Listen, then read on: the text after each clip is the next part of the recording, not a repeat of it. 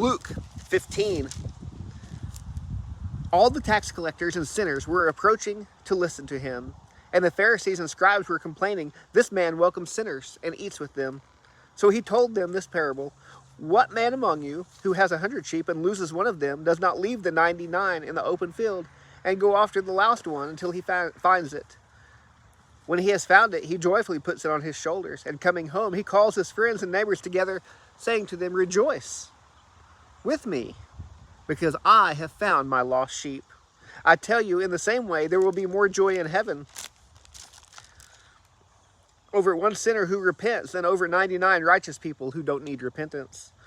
Or what woman who has 10 silver coins, if she loses one, does not light a lamp, sweep the house, and search carefully until she finds it? When she finds it, she calls her friends and neighbors together, saying, 'Rejoice with me, because I have found the silver coin I lost.' I tell you, in the same way, there is joy in the presence of God's angels over one sinner who repents." He also said, "A man had 2 sons. The younger of them said to his father, 'Father, give me the share of the estate I have coming to me.' So he distributed the assets to them.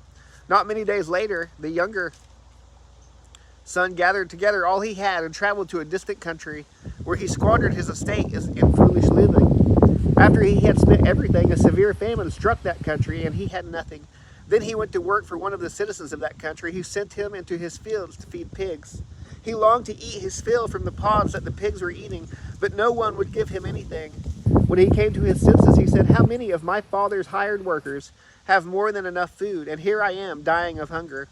I'll get up, go to my father, and say to him, Father, I have sinned against heaven and in your sight. I'm no longer worthy to be called your son. Make me like one of your hired workers.' So he got up and went to his father. But while the son was still a long way off, his father saw him and was filled with compassion. He ran, threw his arms around his neck, and kissed him. The son said to him, 'Father, I have sinned against heaven and in your sight. I'm no longer worthy to be called your son.' But the father told his servants, 'Quick, bring out the best robe and put it on him. Put a ring on his finger and sandals on his feet. Then bring the fattened calf and slaughter it, and let's celebrate with a feast. Because this son of mine was dead and is alive again. He was lost and is found.'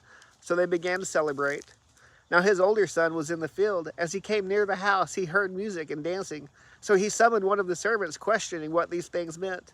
'Your brother is here,' he told him, 'and your father has slaughtered the fattened calf because he has him back safe and sound.'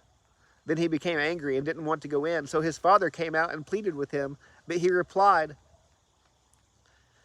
to his father, 'Look, I have been slaving many years for you, and I have never disobeyed your orders. Yet you never gave me a goat that I could celebrate with my friends.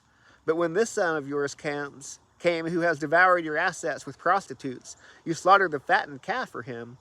'Son,' he said to him, 'you were always with me, and everything I have is yours. But we had to celebrate and rejoice because this brother of yours was dead and is alive again. He was lost and is found.'"